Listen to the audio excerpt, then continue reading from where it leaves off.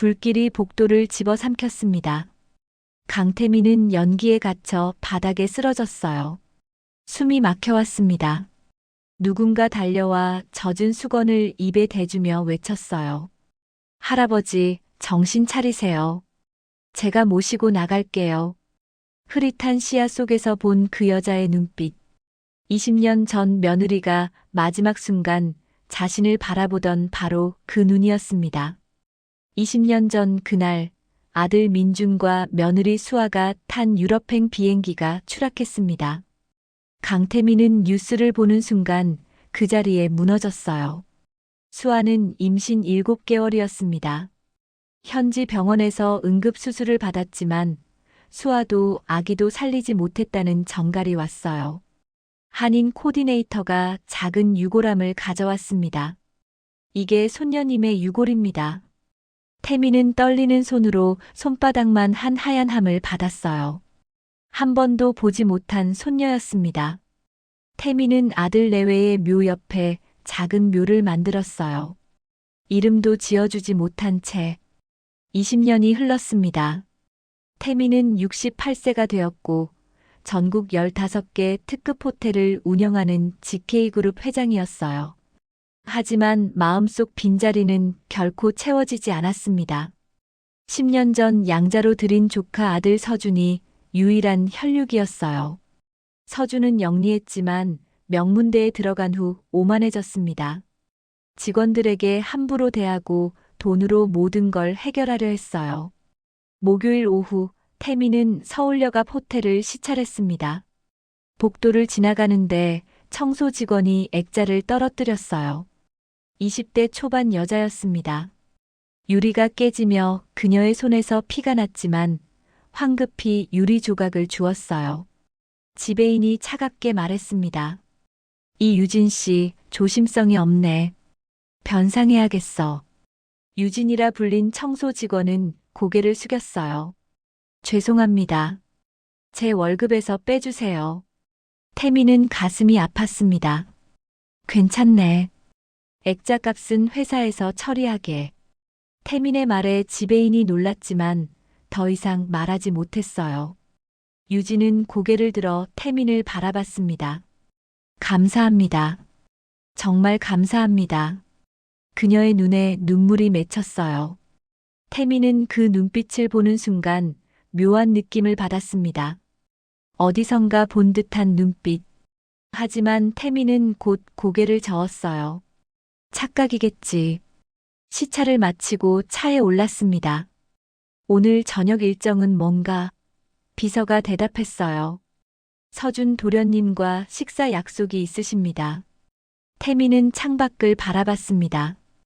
20년 전 잃어버린 손녀가 자꾸 떠올랐어요. 만약 살아있었다면 지금쯤 20. 아까 그 유진과 비슷한 나이였습니다. 저녁에 고급 일식당에서 서준과 마주 앉았어요. 서준은 명품 시계를 찬 손으로 태블릿을 넘겼습니다. 할아버지, 신규 투자건 꼭 통과시켜 주셔야 합니다. 해외 부동산 투자였어요. 태민은 제안서를 보며 고개를 저었습니다. 좀 더 신중하게 검토해야 할 것 같구나. 서준의 표정이 굳었어요. 할아버지는 너무 보수적이세요. 요즘 시대엔 과감하게 투자해야 합니다. 서준아, 돈은 또 벌 수 있지만 신뢰를 잃으면 끝이야. 태민의 말에 서준은 대답 없이 술잔만 들이켰습니다. 어색한 침묵이 흘렀어요. 태민은 서준을 보며 걱정이 깊어졌습니다. 이 아이에게 정말 회사를 맡겨도 될까? 집으로 돌아온 태민은 서재에 앉았어요. 책상 위에는 아들 가족 사진이 놓여 있었습니다. 행복하게 웃고 있는 민준과 수아. 태민은 사진을 쓰다듬으며 중얼거렸어요. 민준아, 내 딸이 살아있었다면 지금쯤 어떤 아이가 되어 있을까? 대답은 없었습니다. 깊은 밤의 정적만이 서재를 채웠어요. 태민은 오랫동안 사진을 바라보며 앉아 있었습니다. 그날 밤 이상한 꿈을 꿨어요. 연기가 자욱한 복도를 헤매고 있었습니다. 누군가의 목소리가 들렸어요. 할아버지, 이쪽이에요. 하지만 목소리의 주인은 보이지 않았습니다. 다음 날 새벽 5시, 유진은 좁은 고시원에서 일어났습니다. 3평도 안 되는 방이었어요. 침대와 책상, 작은 옷장이 전부였습니다. 유진은 세면대에서 찬물로 얼굴을 씻었어요. 거울 속 자신의 얼굴은 피곤해 보였습니다. 20년 전 입양 가정에서 자란 유진은 5년 전 양부모가 교통사고로 세상을 떠난 후 혼자 살아왔어요. 고등학교를 겨우 졸업하고 대학은 꿈도 못 꿨습니다. 당장 생계를 꾸려야 했으니까요. 호텔 청소 일은 3년째였습니다. 새벽 6시부터 오후 2시까지 일했어요. 무거운 침구를 나르고 욕실을 닦고 복도를 청소했습니다. 하루 8시간을 쉴 틈 없이 움직였죠. 월급은 200만 원이었어요. 거기서 고시원비 40만 원을 내고 나면 남는 게 별로 없었습니다. 유진은 간단히 김밥으로 아침을 때우고 호텔로 향했어요. 지하철은 출근 인파로 붐볐습니다. 유진은 구석에 서서 스마트폰을 꺼냈어요. 야간 대학 입학 안내 페이지를 보고 있었습니다.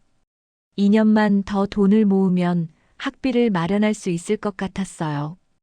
호텔에 도착한 유진은 직원 통로로 들어갔습니다. 라커룸에서 유니폼으로 갈아입고 청소 카트를 준비했어요. 오늘은 12층부터 15층까지 맡았습니다. 객실 40개를 청소해야 했죠. 유진아, 오늘 회장님 오신대. 조심해. 선배 청소원이 작은 목소리로 말했어요. 유진은 고개를 끄덕였습니다. 어제 액자 깨뜨린 일이 떠올랐어요. 다행히 회장님이 너그럽게 넘어가 주셨지만 여전히 마음이 무겁했습니다. 12층에 도착한 유진은 청소를 시작했어요.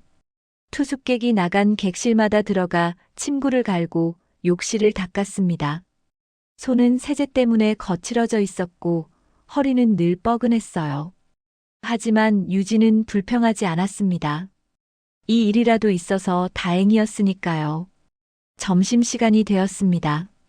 유진은 직원 식당에서 배식받은 밥을 먹었어요.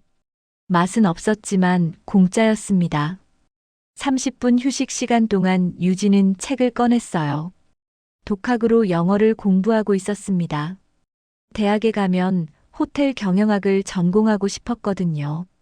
오후 1시 15층 마지막 객실을 청소하던 유진은 복도에서 목소리를 들었습니다. 서준이었어요. 태민의 양자인 서준은 가끔 호텔에 들러 직원들을 괴롭히곤 했습니다. 야, 여기 커피 얼룩 그대로잖아. 이게 청소야? 서준이 한 객실 앞에서 소리쳤어요. 담당 청소원이 황급히 달려왔습니다. 죄송합니다. 다시 닦겠습니다. 이러니까 직원들을 믿을 수가 없다니까. 서준은 비웃으며 돌아섰어요. 유진은 복도 구석에서 그 모습을 보며 주먹을 꽉 쥐었습니다. 저런 사람이 다음 회장이 된다니. 직원들은 모두 서준을 두려워했어요.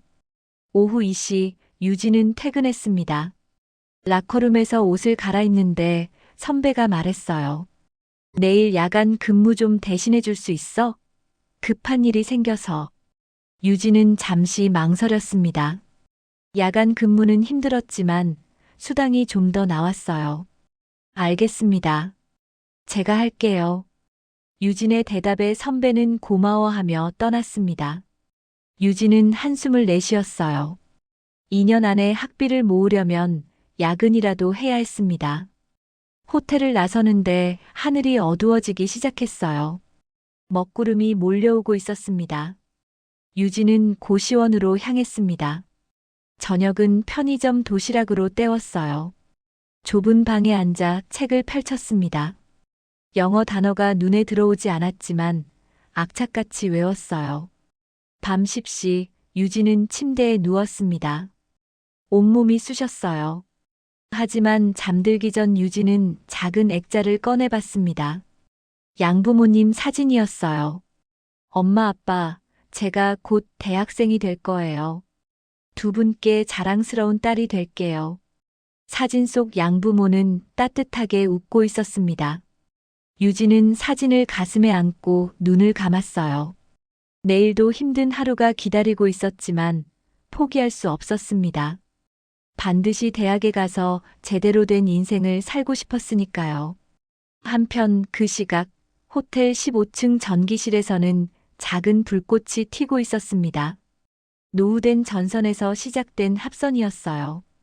아무도 몰랐습니다. 그 작은 불꽃이 곧 거대한 재앙으로 번질 거라는 것을. 다음 날 오전 10시 태민은 서울역 호텔에 도착했습니다. 갑작스러운 방문이었어요. 해외 투자자들과 회의가 예정되어 있었기 때문이었죠.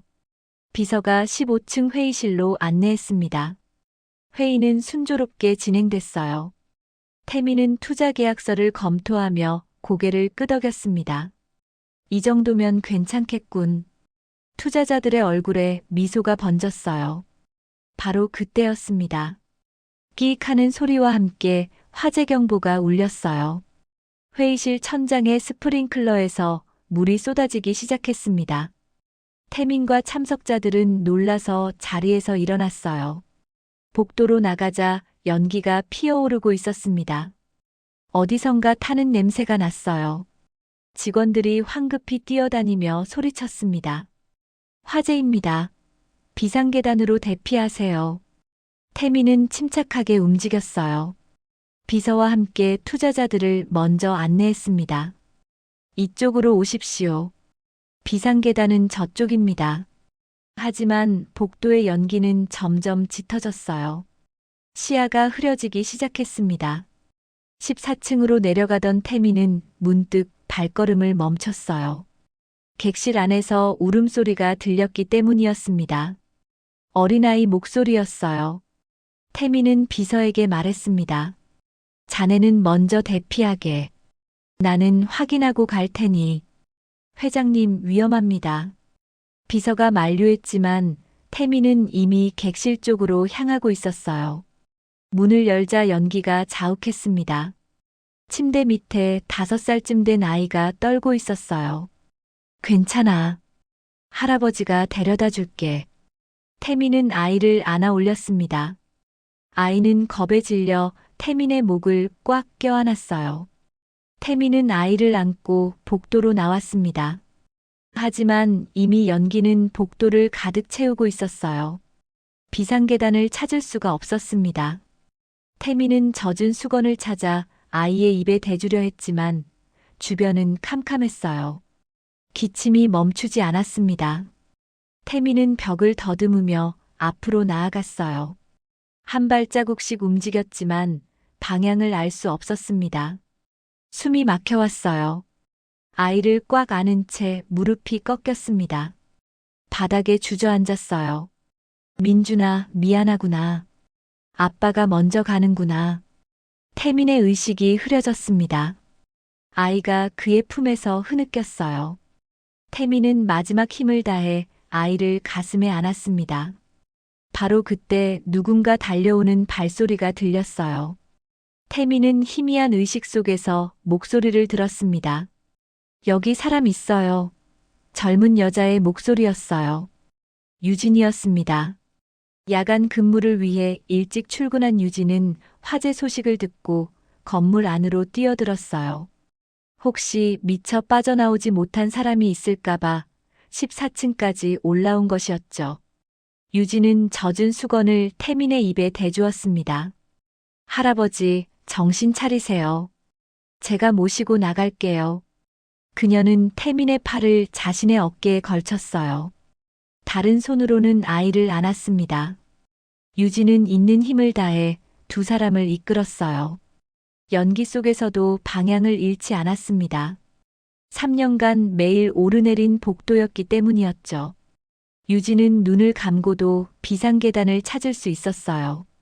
계단을 내려가는 내내 태민은 흐릿한 의식 속에서 유진을 느꼈습니다. 자신을 위해 위험을 무릅쓴 이 젊은 여자. 20년 전 며느리가 아기를 지키기 위해 마지막까지 버텼던 그 모습이 떠올랐어요. 1층에 도착하자 소방대원들이 달려왔습니다. 유진은 아이를 먼저 넘겨주고 태민을 부축했어요. 할아버지, 조금만 더 힘내세요. 거의 다 왔어요. 호텔 밖으로 나오자 신선한 공기가 폐를 채웠습니다. 태민은 그 자리에 쓰러졌어요. 구급차 사이렌 소리가 가까워졌습니다. 태민은 눈을 감기 직전 유진의 얼굴을 봤어요. 땀과 그 흐름으로 범벅이 된 얼굴. 하지만 그 눈빛은 맑고 따뜻했습니다. 병원으로 이송된 태민은 응급실에서 치료를 받았어요. 연기 흡입이 심했지만 다행히 생명에는 지장이 없었습니다. 의식을 되찾은 태민은 가장 먼저 물었어요. 그 아이는?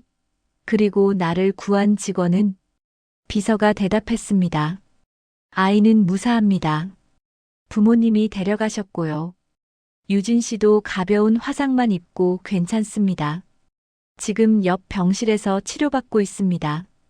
태민은 일어나려 했어요. 당장 그 아이를 만나야 해. 하지만 의사가 말렸습니다. 아직 무리하시면 안 됩니다. 하루는 입원 관찰이 필요합니다. 태민은 누워서 천장을 바라봤어요. 유진의 얼굴이 자꾸 떠올랐습니다.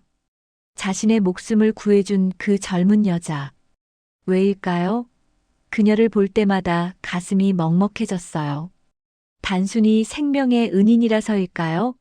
아니면 다른 이유가 있는 걸까요? 밤이 깊어갔습니다. 태민은 잠들지 못하고 유진을 생각했어요. 내일 아침 반드시 그 아이를 만나야겠다고 다짐했습니다. 다음 날 아침 태민은 병실 침대에서 일어났습니다. 온몸이 욱신거렸지만 참을 만했어요. 비서가 들어와 말했습니다. 회장님, 유진 씨가 오늘 오전에 퇴원한다고 합니다. 태민은 서둘러 가운을 걸쳤어요. 안 되네. 내가 먼저 가봐야겠어.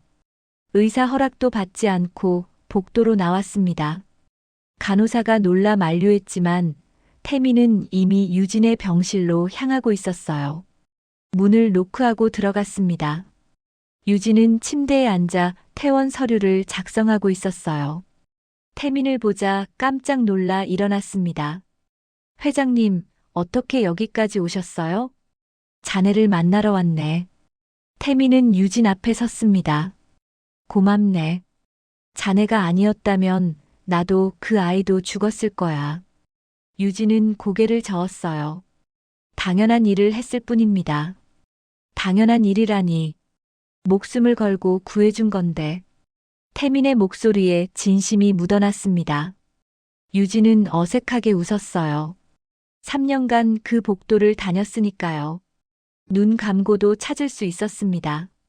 태민은 유진을 자세히 봤습니다. 왼손에는 붕대가 감겨 있었어요. 화상 자국이었습니다. 손은 괜찮은가? 유진은 손을 숨기며 대답했어요. 일도 화상이라 금방 나을 겁니다. 앉게. 태민이 의자를 권했습니다. 유진은 주저하다가 앉았어요. 태민도 맞은편에 앉으며 물었습니다.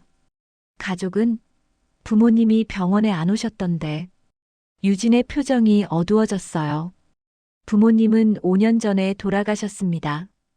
교통사고로요. 태민의 가슴이 먹먹해졌습니다. 그럼 지금 혼자 사는 건가? 네. 고시원에서 지냅니다. 유진이 담담하게 말했어요. 태민은 더 묻고 싶었지만 참았습니다. 대신 다른 질문을 했어요. 나이는 몇인가? 20입니다. 올해 생일이 지나면 21가 돼요. 유진의 대답에 태민은 가슴이 철렁했습니다. 20. 만약 손녀가 살아있었다면 정확히 같은 나이였어요. 생일이 언제인가? 태민이 다시 물었습니다. 유진은 의아한 표정을 지었지만 대답했어요. 3월 15일입니다. 태민의 손이 떨렸습니다. 며느리 수아가 임신 7개월에 조산한 날. 3월 중순이었어요. 우연일까요? 태민은 유진을 다시 봤습니다. 그 눈빛, 그 나이, 그 시기. 하지만 곧 고개를 저었어요. 말도 안 돼. 손녀는 죽었어. 유골함을 직접 받았잖아. 회장님? 유진이 걱정스럽게 물었습니다. 괜찮으세요? 얼굴이 안 좋으신데. 태미는 정신을 차렸어요. 아니야, 괜찮네. 그나저나 자네 손은 언제쯤 나을까? 2주 정도면 완치됩니다. 유진이 대답했어요. 태미는 고개를 끄덕였습니다. 그동안은 호텔 일식에 급여는 그대로 지급하고. 하지만 회장님, 유진이 당황했어요. 저는 일을 해야 합니다. 돈을 모아야 해서요. 태미는 단호하게 말했습니다. 다친 몸으로 일할 순 없네. 2주간 유급 휴가야. 유진의 눈에 눈물이 맺혔습니다. 감사합니다. 정말 감사합니다. 태미는 가슴이 따뜻해졌어요. 이 아이는 왜 이렇게 착할까? 조금만 도와줘도 이렇게 고마워하다니. 그때 병실 문이 열렸습니다. 서준이었어요. 할아버지, 여기 계셨군요. 서준은 유진을 차갑게 훑어봤습니다. 이 사람이 할아버지를 구한 직원입니까? 그래. 유진이라네. 태민이 소개했어요. 서준은 형식적으로 고개를 숙였습니다. 수고했습니다. 하지만 그의 눈빛은 차가웠어요. 유진은 불편함을 느꼈습니다. 일어나 인사했어요. 저는 이만 가보겠습니다. 회장님, 쾌차하세요. 유진이 나가려는데 태민이 불렀습니다. 잠깐, 유진 씨. 태민은 비서에게 눈짓했어요. 비서가 봉투를 꺼냈습니다. 이건 보너스야. 자네 덕분에 목숨을 건졌으니. 봉투는 두툼했어요. 유진은 손사래를 쳤습니다. 안 됩니다. 저는 당연한 일을 했을 뿐이에요. 밖에 자네가 모으는 학비의 보태게. 태민의 말에 유진은 놀랐어요. 어떻게 아셨어요? 비서에게 들었네. 야간 대학 가려고 돈 모은다며. 유진은 더 이상 거절할 수 없었습니다. 봉투를 받으며 깊이 고개 숙였어요. 잘 쓰겠습니다. 꼭 갚겠습니다. 태민은 웃으며 손을 저었습니다. 갚을 필요 없네. 자네가 잘 되는 게 내 소원이야. 유진이 나가고 서준이 말했습니다. 할아버지, 너무 과하신 거 아닙니까? 직원 한 명에게 저렇게까지. 태민의 표정이 굳었어요. 내 목숨을 구해준 은인이야. 당연히 보답해야지. 그래도 선을 지키셔야 합니다. 서준의 목소리에 불만이 묻어났어요. 저런 직원에게 정을 주시면 나중에 문제가 됩니다. 태민은 서준을 빤히 봤습니다. 문제? 무슨 문제 말인가? 회사 일에 간섭하거나 특혜를 바랄 수 있습니다. 서준이 차갑게 말했어요. 태민은 한숨을 내쉬었습니다. 자네는 사람을 너무 의심하는구나. 유진은 그런 아이가 아니야. 어떻게 아십니까? 서준이 따졌습니다. 태민은 대답 대신 창밖을 바라봤어요. 눈빛을 보면 알지. 그 아이는 순수해. 자네와는 다르게. 서준의 얼굴이 굳었습니다. 할아버지. 태민은 더 이상 말하지 않았어요. 서준은 불쾌한 표정으로 병실을 나갔습니다. 혼자 남은 태민은 다시 유진을 생각했어요. 20살, 3월 15일생, 입양아. 그리고 그 눈빛. 모든 게 우연일까요?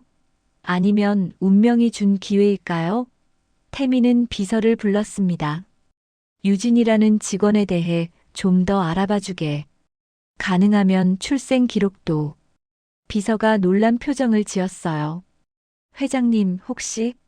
태민은 고개를 저었습니다. 아니야. 그냥 궁금해서 그래. 하지만 태민의 가슴은 뛰고 있었어요. 만약, 정말 만약이라면? 일주일 후 비서는 두꺼운 파일을 들고 태민의 서재로 들어왔습니다. 회장님, 유진 씨에 대한 조사 결과입니다. 태민은 긴장한 표정으로 파일을 받았어요. 첫 페이지를 펼쳤습니다. 유진의 입양 기록이었어요. 20년 전 3월 20일 국내 한 입양 기관을 통해 김 씨 부부에게 입양됐습니다. 태민의 손이 떨렸어요. 3월 20일 손녀가 태어난 지 불과 5일 후였습니다. 출생 기록은 태민이 급하게 물었어요. 비서가 다음 페이지를 넘겼습니다. 출생 기록이 없습니다. 입양 서류에는 유기 아동으로만 기재돼 있습니다. 유기 아동? 태민의 목소리가 높아졌어요. 생후 며칠 된 아기를 버린다고 비서가 조심스럽게 말했습니다. 당시 기록을 보면 병원 앞에 버려진 아기로 돼 있습니다. 정확한 출생일도 추정치입니다. 태민은 파일을 더 넘겼어요. 입양 부모 김 씨 부부는 5년 전 교통사고로 사망. 유진은 고등학교를 졸업하고 혼자 생계를 꾸려왔습니다. 대학은 가지 못했고 호텔 청소원으로 3년간 근무했어요. 가슴이 아팠습니다. 만약 이 아이가 정말 손녀라면 20년간 이렇게 힘들게 살아온 거예요. 재벌가의 상속녀가 고시원에서 홀로 살며 청소 일을 했다니. 혹시 입양기관에 연락해봤나? 태민이 물었습니다. 비서가 고개를 저었어요. 그 기관은 15년 전 문을 닫았습니다. 기록도 대부분 소실됐고요. 태민은 의자에 깊이 앉았어요. 막막했습니다. 그때 비서가 조심스럽게 말했습니다. 회장님, 한 가지 더 이상한 점이 있습니다. 태민이 고개를 들었어요. 20년 전 손녀님의 유골함을 가져온 한인 코디네이터 말입니다. 비서가 또 다른 서류를 꺼냈어요. 그 사람 이름이 박성호였는데 5년 전 해외에서 불법 입양 브로커 혐의로 체포됐습니다. 뭐라고? 태민은 벌떡 일어났어요. 불법 입양 브로커? 네. 유럽과 한국을 오가며 아기 밀매를 했다고 합니다. 현재 프랑스 교도소에 수감 중입니다. 태민의 머릿속이 복잡해졌어요. 불법 입양 브로커가 손녀의 유골함을 가져왔다? 이건 우연일까요? 아니면 처음부터 계획된 범죄였을까요? 회장님, 비서가 조심스럽게 말했습니다. DNA 검사를 해보시는 게 어떻겠습니까? 태민은 고민에 빠졌어요. DNA 검사. 그것만이 진실을 밝힐 유일한 방법이었습니다. 하지만 만약 아니라면 어떡하지? 태민은 걱정이 됐어요. 유진에게 헛된 희망을 주는 건 아닐까? 반대로 만약 맞다면 20년을 잃어버린 손녀를 찾는 거예요. 일단 유진 씨 몰래 검사를 진행할 수 있나? 태민이 물었습니다. 비서가 난감한 표정을 지었어요. 어렵습니다. 본인의 동의나 샘플이 필요합니다. 그때 태민은 문득 떠올랐어요. 화상치료. 유진이 병원에서 치료받을 때 혈액 검사를 했을 겁니다. 병원에 연락해보게. 혈액 샘플이 남아있는지. 비서가 고개를 끄덕이고 나갔어요. 태민은 혼자 남아 창밖을 바라봤습니다. 만약 유진이 손녀라면 어떻게 해야 할까요? 20년간 모든 걸 빼앗긴 아이에게 뭐라고 말해야 할까요? 며칠 후 비서가 다시 찾아왔습니다. 회장님, 병원에 혈액 샘플이 남아 있습니다. DNA 검사를 의뢰할 수 있습니다. 태민은 긴 한숨을 내쉬었어요. 진행하게. 결과는 일주일 후에 나온다고 하더군요. 일주일. 태민은 그 기간이 1년처럼 길게 느껴졌어요. 밤마다 잠을 이룰 수 없었습니다. 유진의 얼굴이 자꾸 떠올랐어요. 며느리 수아와 닮은 그 눈빛. 한편 서준은 이상한 낌새를 눈치챘습니다. 할아버지가 자꾸 그 청소원을 신경 쓰시더니 뭔가 조사까지 하고 있었어요. 서준은 비서를 불렀습니다. 할아버지가 유진이란 직원 조사하라고 했지? 비서가 당황했어요. 그건 서준이 차갑게 말했습니다. 내게 보고 안 하면 곤란한데요. 나도 이 회사 미래 주인 아닙니까? 비서는 할 수 없이 조사 내용을 간략히 알려줬어요. 서준의 얼굴이 굳었습니다. 입양아, 생일이 3월 15일, 그리고 DNA 검사까지. 서준은 모든 걸 이해했어요. 할아버지가 그 여자를 손녀로 의심하고 있구나. 절대 안 돼. 서준은 주먹을 쥐었습니다. 자신이 10년간 쌓아온 후계자 자리를 빼앗길 순 없었어요. 서준은 곧바로 사람을 고용했습니다. 유진의 과거를 캐라. 문제가 될 만한 거 뭐든지 찾아내라. 일주일이 지났습니다. 태미는 비서에게서 봉투를 받았어요. DNA 검사 결과였습니다. 손이 떨렸어요. 봉투를 뜯는데 한참이 걸렸습니다. 결과지를 펼쳤습니다. 첫 줄에 적힌 문장. 태민의 눈에서 눈물이 흘러내렸어요. 일치율 99.9%. 유진은 태민의 친손녀가 맞았습니다. 민준아, 내 딸을 찾았다. 태민은 책상에 엎드려 소리 없이 울었습니다. 20년 만에 찾은 손녀. 하지만 그 20년 동안 아이가 얼마나 힘들게 살았을까 생각하니 가슴이 찢어지는 듯 했어요. 태미는 유진에게 전화를 걸었습니다. 유진 씨, 저녁에 시간 되나? 만나서 할 얘기가 있네. 유진은 당황했어요. 회장님이 자신을 직접 부르다니. 네, 괜찮습니다. 저녁 7시, 태미는 조용한 레스토랑 개인실을 예약했어요. 너무 화려하면 유진이 부담스러울 것 같았습니다. 하지만 진실을 말하기엔 충분히 격식 있는 곳이었죠. 태미는 서재에서 준비물을 챙겼어요. DNA 검사 결과지, 20년 전 며느리 수아의 사진, 그리고 손녀를 위해 마련해 둔 출생 증명서. 떨리는 손으로 서류 가방에 넣었습니다. 오늘 모든 걸 말해야겠어. 태미는 거울을 봤어요. 68세 노인의 얼굴에는 긴장과 기대가 섞여 있었습니다. 손녀를 찾았다는 기쁨. 하지만 20년을 빼앗긴 아이에게 뭐라 사과해야 할지 막막했어요. 바로 그때 서준이 서재 문을 열고 들어왔습니다. 할아버지, 오늘 저녁 약속 있으시다며요? 태미는 놀랐어요. 어떻게 알았나? 비서님한테 들었습니다. 그 유진이란 직원 만나신다고요. 서준의 목소리는 차가웠어요. 태미는 가방을 챙기며 대답했습니다. 그래, 중요한 얘기가 있어서. 혹시 그 여자가 손녀라고 말씀하시려는 겁니까? 서준이 직설적으로 물었어요. 태민의 손이 멈췄습니다. 어떻게 알았지? 비서가 DNA 검사한 거 다 알고 있습니다. 서준이 냉소를 띠며 말했어요. 할아버지, 정신 차리세요. 그 여자가 진짜 손녀일 리 없습니다. DNA 검사 결과가 나왔네. 99.9% 일치야. 태민이 단호하게 말했습니다. 서준의 얼굴이 굳었어요. 하지만 곧 다른 말을 꺼냈습니다. 할아버지, 사람을 너무 쉽게 믿으시면 안 됩니다. 무슨 뜻인가? 태민이 물었어요. 서준은 파일을 꺼내 책상에 놓았습니다. 제가 유진이란 여자를 조사했습니다. 할아버지께서 알아야 할 사실들이 있습니다. 태민은 파일을 펼쳤어요. 사진들이 나왔습니다. 유진이 고등학교 시절 술을 마시는 모습, 남자와 다투는 장면들. 태민의 눈썹이 찌푸려졌어요. 이게 뭔가? 서준이 설명했습니다. 유진은 고등학교 때 문제아였습니다.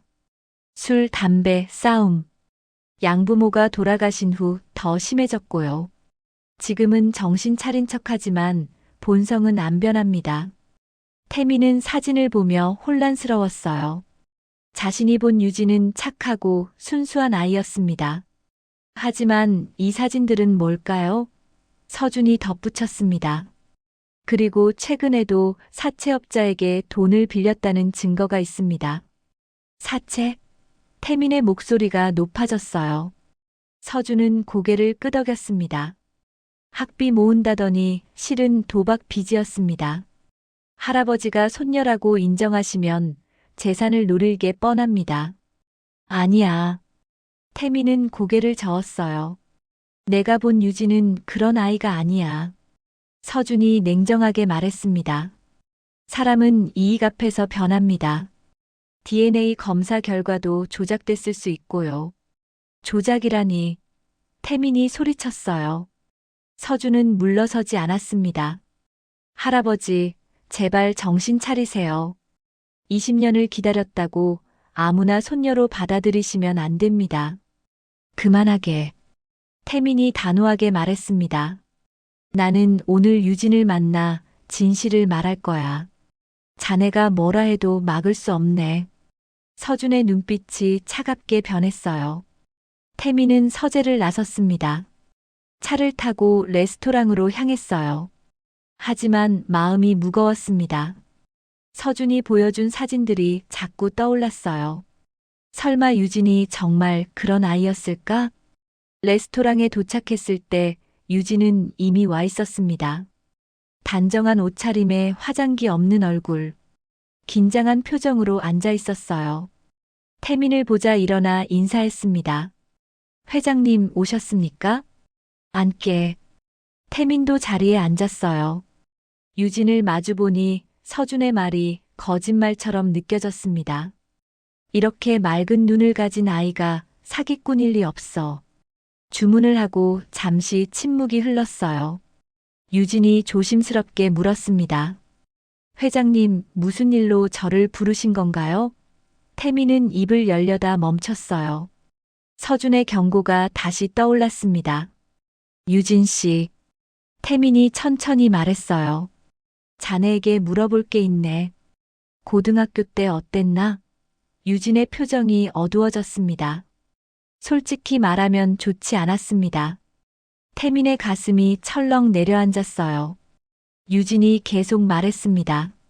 양부모님이 힘들게 저를 키우셨는데 저는 사춘기 때 많이 방황했어요. 술도 마셨고 친구들과 싸우기도 했습니다. 그럼 지금은? 태민이 물었어요. 유진은 고개를 들어 태민을 똑바로 봤습니다. 부모님이 돌아가시고 정신 차렸습니다. 제가 얼마나 못난 딸이었는지 깨달았어요. 이제는 다시는 그렇게 살지 않겠다고 다짐했습니다. 눈물이 유진의 눈가에 맺혔어요.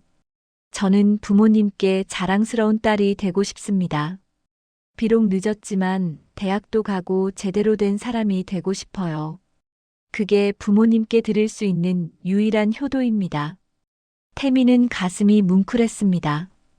이 아이는 거짓말을 하고 있지 않았어요. 진심이었습니다.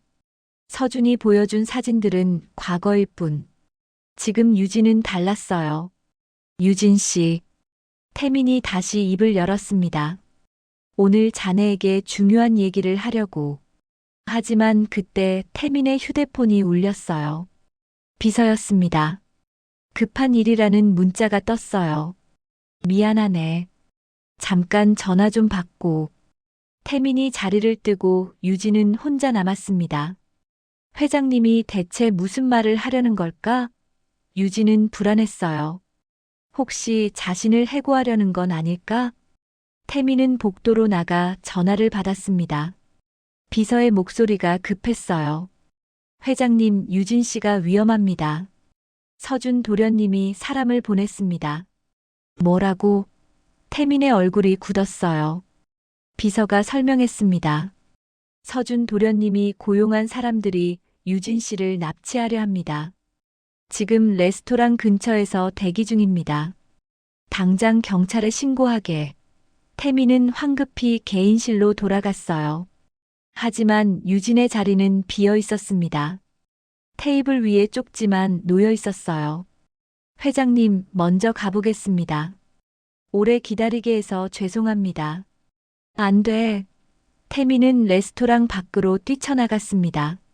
주차장 쪽에서 비명 소리가 들렸어요. 유진이었습니다. 두 명의 남자가 유진을 검은 승합차 쪽으로 끌고 가고 있었어요. 거기서 태민이 소리쳤습니다. 남자들이 놀라 돌아봤어요. 한 남자가 태민을 밀쳤습니다. 늙은이는 비켜. 태민은 바닥에 넘어졌지만 곧 일어났어요. 유진은 필사적으로 저항했습니다. 놔주세요. 저 사람들이 누군지도 모르는데. 남자들은 유진의 입을 막으려 했어요. 하지만 그때 경찰 사이렌 소리가 들렸습니다. 남자들은 당황했어요. 유진을 놓고 도망쳤습니다. 경찰차 2대가 주차장에 들어섰어요. 태민의 비서가 미리 신고한 덕분이었습니다. 유진은 땅에 주저앉아 떨고 있었어요.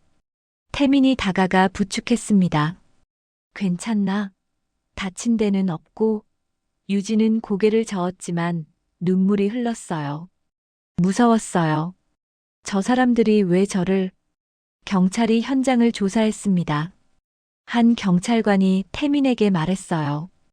회장님, 범인들이 도주했습니다. 하지만 차량 번호를 확보했으니 곧 잡을 수 있을 겁니다. 태민은 유진을 차에 태웠어요. 오늘은 집에 가면 안 되네. 위험해. 우리 집에 가서 있게. 유진은 거절하려 했지만 태민의 표정이 너무 심각했습니다. 태민의 저택에 도착했어요. 유진은 처음 보는 대저택에 압도됐습니다. 하지만 지금은 그런 걸 느낄 여유가 없었어요. 아직도 손이 떨렸습니다. 태민은 유진을 객실로 안내했어요. 오늘은 여기서 쉬게. 내일 안전하게 보호 조치를 취하고. 유진은 고개를 끄덕였습니다. 감사합니다. 정말 감사합니다. 유진이 쉬러 가고 태민은 서재로 향했어요. 곧 서준이 들어왔습니다. 할아버지, 유진이 왜 우리 집에 있습니까? 태민의 눈빛이 차갑게 변했어요. 자네가 시킨 거지? 태민이 물었습니다. 서준은 시치미를 뗐어요. 무슨 말씀이십니까? 태민이 책상을 쳤습니다. 거짓말 마. 유진을 납치하려 한 사람들, 자네가 보낸 거 아닌가? 증거라도 있습니까? 서준이 냉소를 띠며 대답했어요. 태민은 분노로 떨었습니다. 자네가 이렇게까지 할 줄은 몰랐어. 왜? 유진이 뭐가 두려운가? 당연히 두렵죠. 서준이 본심을 드러냈습니다. 10년간 제가 쌓아온 후계자 자리를 어디서 튀어나온 여자에게 빼앗길 순 없습니다. 할아버지가 정신 못 차리시니 제가 나설 수밖에요. 후계자 자리. 태민이 쓴웃음을 지었어요. 자네는 그게 뭔지도 모르는구나. 후계자는 혈육이기 전에 사람됨이 먼저야. 직원을 위협하고 범죄를 저지르는 자가 무슨 후계자인가. 할아버지. 서준이 소리쳤습니다. 태민은 손을 들어 막았어요. 이제 결정했네. 유진은 내 친손녀가 맞아. DNA 검사로 확인했어. 그리고 내일 정식으로 가족으로 인정할 거야. 서준의 얼굴이 새하얗게 질렸어요. 안 됩니다. 할아버지가 속고 계신 겁니다. 그 여자는 사기꾼이에요. 태민이 단호하게 말했습니다. 사기꾼은 자네야. 당장 나가게. 내 얼굴 보기 싫으니. 서준은 문을 박차고 나갔어요. 복도를 지나며 주먹을 쥐었습니다. 이렇게 끝날 순 없어. 반드시 막아야 해. 서준의 눈에 위험한 빛이 돌았습니다. 한편 객실에 있던 유진은 잠들지 못하고 있었어요. 오늘 일이 너무 충격적이었습니다. 왜 자신을 납치하려 했을까? 그리고 회장님은 왜 이렇게까지 자신을 보호해 주실까? 유진은 창밖을 바라봤어요. 넓은 정원과 분수대. 자신과는 다른 세상이었습니다. 하지만 이상하게 낯설지 않았어요. 마치 어릴 적 꿈에서 본 것 같은 느낌이었습니다. 새벽 2시, 태민은 서재에 앉아 있었어요. 내일 유진에게 모든 진실을 말할 것입니다. 자네는 내 손녀야. 20년 전 잃어버렸다가 이제야 찾았어. 어떻게 말해야 할까요? 태민은 며느리 수아의 사진을 꺼냈습니다. 수아야, 내 딸을 찾았어. 이제 제대로 보호할게. 다시는 빼앗기지 않을 거야. 사진 속 수아는 따뜻하게 웃고 있었어요. 하지만 태민은 불안했습니다. 서준이 또 무슨 짓을 꾸밀지 몰랐어요. 내일이 오기 전에 뭔가 일어날 것 같은 불길한 예감이 들었습니다. 태민은 경호원들에게 연락했어요. 오늘 밤 유진 객실 앞을 철저히 지키게. 밤이 깊어갔습니다. 저택은 조용했지만 긴장감이 감돌았어요. 태민과 유진, 그리고 서준. 세 사람 모두 잠들지 못한 채 새벽을 기다렸습니다. 다음 날 아침, 태민은 유진을 서재로 불렀습니다. 유진은 긴장한 표정으로 들어왔어요. 회장님 부르셨습니까? 태민은 소파를 가리켰습니다. 앉게. 오늘 자네에게 꼭 해야 할 말이 있네. 유진이 앉자 태민은 책상에서 서류 봉투를 꺼냈어요. 손이 떨렸습니다. 유진 씨, 20년 전 내 아들 부부가 비행기 사고로 세상을 떠났네. 며느리는 임신 7개월이었어. 유진은 조용히 듣고 있었어요. 태민이 계속 말했습니다. 나는 손녀가 죽었다고 들었네. 작은 유골함을 받았어. 하지만 그게 거짓이었어. 손녀는 살아있었던 거야. 무슨 말씀이신지. 유진이 고개를 갸우뚱했어요. 태민은 DNA 검사 결과지를 꺼내 유진에게 건넸습니다. 자네와 내 DNA가 99.9% 일치해. 유진 씨, 자네가 내 친손녀야. 유진은 서류를 보며 얼어붙었어요. 손녀? 저가요? 믿을 수 없다는 표정이었습니다. 태민이 며느리 수아의 사진을 꺼냈어요. 이 사람이 자네 친엄마야. 자네 눈빛이 이 사람과 똑같아. 유진은 사진을 보며 눈물이 났습니다. 처음 보는 얼굴이었지만 이상하게 그리웠어요. 엄마. 한 번도 불러본 적 없는 단어였습니다. 유진의 입술이 떨렸어요. 20년 전 한인 코디네이터가 불법 입양 조직과 손잡고 자네를 팔아넘긴 거야. 태민의 목소리가 떨렸습니다. 내가 몰라서 자네를 잃어버렸네. 20년 동안 혼자 힘들게 살게 해서 미안해. 유진은 눈물을 흘렸어요. 회장님. 아니, 이제 뭐라고 불러야 할지 몰랐습니다. 태민이 유진의 손을 잡았어요. 할아버지라고 부르게. 자네는 내 손녀야. 이제 다시는 혼자가 아니야. 할아버지. 유진은 처음으로 그 단어를 입에 올렸습니다. 할아버지. 목이 메었어요. 20년간 가족을 그리워했던 외로움이 한꺼번에 쏟아졌습니다. 태민도 눈물을 흘렸어요. 두 사람은 한참을 울었습니다. 그때 서재 문이 벌컥 열렸어요. 서준이었습니다. 손에는 서류 뭉치를 들고 있었어요.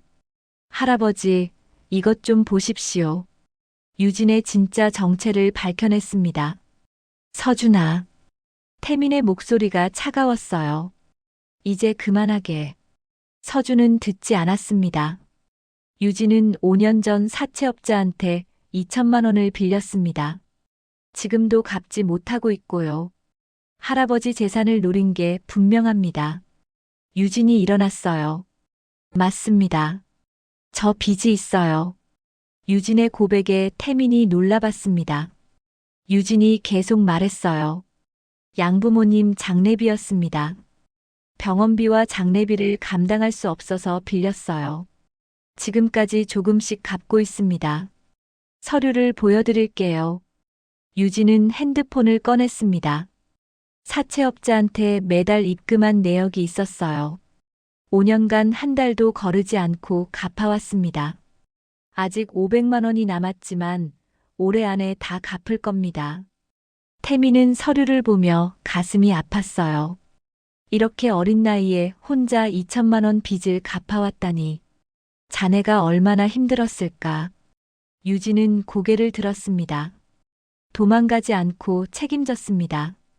그게 부모님께 배운 마지막 가르침이었어요. 서준의 얼굴이 굳었어요. 하지만 계속 물고 늘어졌습니다.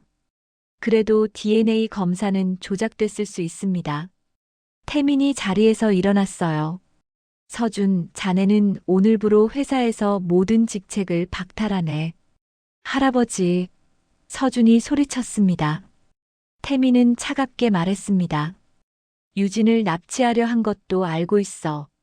경찰이 자네가 고용한 사람들을 체포했네. 곧 자네도 조사받을 거야. 서준은 말문이 막혔어요. 태민이 덧붙였습니다. 자네는 더 이상 내 후계자가 아니야. 지금 당장 이 집에서 나가게. 서준은 분노와 좌절로 떨었지만 할 말이 없었어요. 결국 서재를 나갔습니다. 유진은 태민을 봤어요. 할아버지, 저 때문에 가족이 깨진 것 같아 죄송합니다. 태민은 고개를 저었습니다. 아니야. 서준은 원래 자격이 없었어. 자네가 진짜 내 가족이야. 며칠 후 태민은 기자회견을 열었습니다. 20년 만에 잃어버린 손녀를 찾았다고 발표했어요. 유진은 정식으로 강유진이라는 이름을 되찾았습니다. 언론이 들썩였지만 태민은 유진을 철저히 보호했어요. 유진은 대학에 입학했습니다. 호텔 경영학과였어요. 청소원으로 일하며 꿈꿨던 그 전공이었습니다. 태민은 유진이 차근차근 배우길 원했어요. 서두르지 않아도 돼.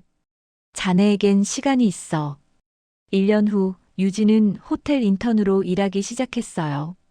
청소부터 프런트, 주방까지 모든 부서를 돌았습니다. 직원들은 유진을 좋아했어요. 겸손하고 열심히 일하는 모습이 존경스러웠습니다. 태민은 유진이 일하는 모습을 보며 흐뭇했어요. 민준아, 내 딸이 훌륭하게 자라고 있어.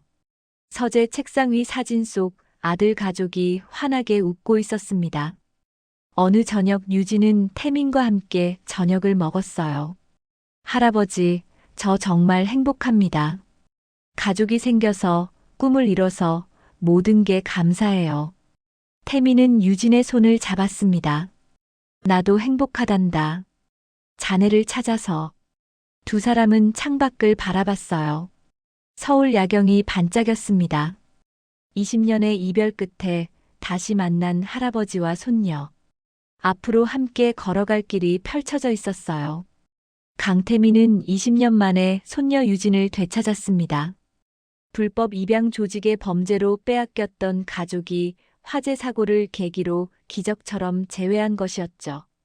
유진은 할아버지의 사랑 속에서 진짜 자신을 찾았고, 태민은 손녀를 통해 다시 살아갈 이유를 얻었습니다. 가족의 끈은 시간과 거리를 뛰어넘어 결국 다시 이어지는 것이었습니다. 사연의 주인공을 위한 따뜻한 말씀도 댓글로 부탁드립니다. 이야기를 들어주셔서 감사합니다.